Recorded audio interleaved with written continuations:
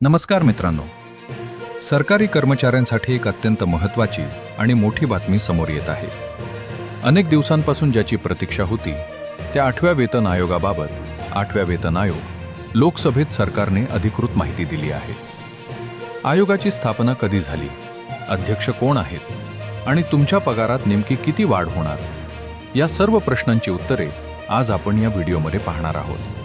Video शेवटपर्यंत नक्की पहा. मित्रांनो, केंद्र सरकारने लोकसभेत स्पष्ट केले आहे की 3 नोव्हेंबर 2025 रोजीच 8व्या वेतन आयोगाची अधिकृत स्थापना करण्यात आली आहे. अध्यक्ष. या आयोगाच्या अध्यक्षपदी न्यायमूर्ती रंजना प्रकाश देसाई यांची नियुक्ती करण्यात आली आहे. वेळ. आयोगाला आपला अंतिम अहवाल सादर करण्यासाठी 18 महिन्यांचा कालावधी देण्यात आला आहे. म्हणजेच 2027च्या सुरुवातीला हा अहवाल सरकारला प्राप्त होईल. आता सर्वात महत्त्वाचा प्रश्न, पगार किती वाढणार? अंमलबजावणी.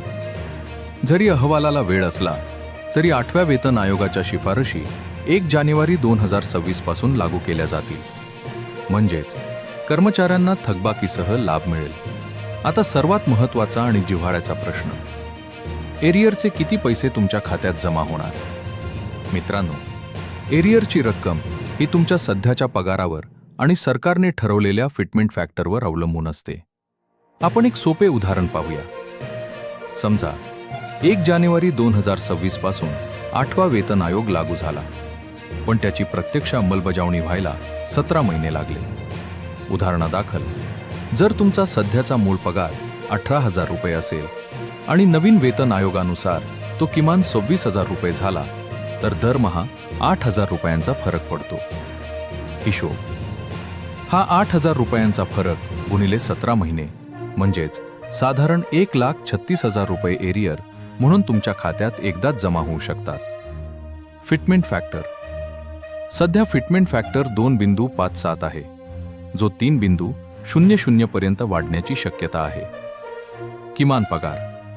जर फिटमेंट फॅक्टर 3.00 झाला तर सध्याचा किमान 18,000 रुपये पगार थेट 54,000 रुपयांपर्यंत जाऊ शकतो.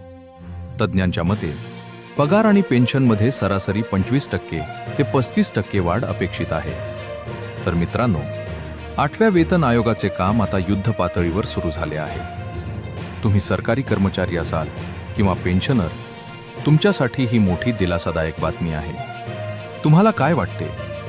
किमान पगार किती असावा? कमेंट बॉक्समध्ये नक्की सांगा. अशाच ताज्या अपडेट्ससाठी आमच्या चॅनलला सबस्क्राईब करायला विसरू नका. धन्यवाद.